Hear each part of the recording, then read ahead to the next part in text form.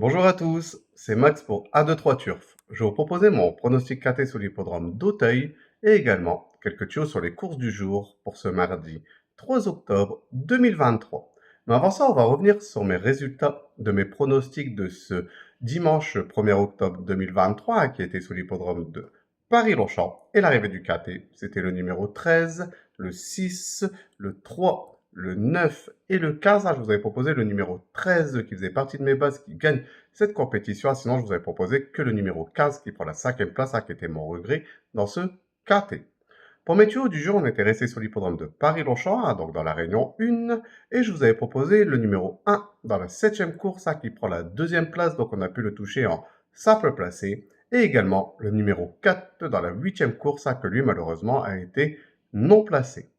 On va revenir sur mon pronostic KT sur l'hippodrome d'Auteuil pour ce mardi 3 octobre 2023. C'est la réunion 1, course 1, un départ prévu à 13h50 pour le prix Guillaume de Procantal, réservé aux seuls sauteurs et sauteuses de 4 ans sur les 3600 mètres de la piste. C'est une corde à gauche, ils sont 16 partants pour cette première épreuve d'handicap de catégorie divisée. C'est au niveau de Listed Race. Et mes deux bases, ce sera le numéro 3 et le numéro 1.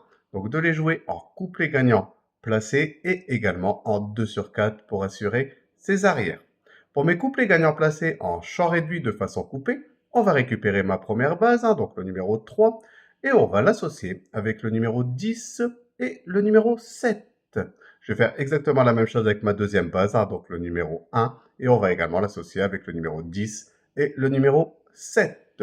Pour mon tiercé en champ réduit, on va récupérer mes deux premières bases, donc le numéro 3 et le numéro 1, et on va les associer avec le numéro 10, le 7, et je vais rajouter le numéro 9 qui viendra compléter ma formule pour ce tiercé.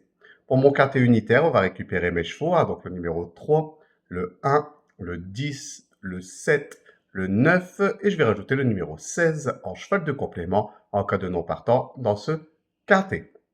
Pour mon multi en 7 chevaux, on va reprendre le numéro 3, le 1, le 10, le 7, le 9, le 16, et je vais rajouter le numéro 8 qui viendra compléter ma formule pour ce multi en 7 chevaux. Mon regret dans ce KT, ça sera le numéro 15, donc de le jouer soit en combinaison un peu plus élargie pour ceux qui peuvent se le permettre, ou sinon de le garder en cheval de complément en cas de non partant supplémentaire dans ce KT. Mon coup de cœur dans ce KT, ça sera le numéro 3. Dans la course de référence à chuter dans la dernière haie où il venait lutter pour le succès, de nouveau confié à Jess Reveley. Il sera moins pénalisé par rapport au favori de la course, qui sera le numéro 1. Moi, j'entends vraiment une revanche et je le vois jouer les toutes premières places, voire même la victoire dans ce KT. Pour mon indice de confiance, je vais mettre un 3 sur 5. Je pense que si la course de référence est respectée, on devrait quand même trouver quelques bonnes bases par rapport à cette course-là qui viendront jouer le succès dans ce style de compétition. Pour mes tuyaux du jour, on va aller sur l'hippodrome de Vincennes, qui est la réunion 4, une réunion réservée aux trotteurs, où je vais vous proposer le numéro 5 dans la 4e course, donc le 405. Mon indice de confiance sera de 5 sur 5. Et également le numéro 7 dans la 6e course, donc le 607. Et mon indice de confiance sera de 3 sur 5.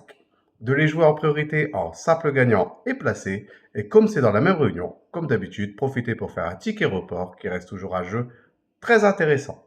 Je voudrais de nouveau vous remercier pour tous les commentaires que vous laissez sur ma chaîne YouTube. N'hésitez pas, j'essaie de répondre au maximum à vos commentaires.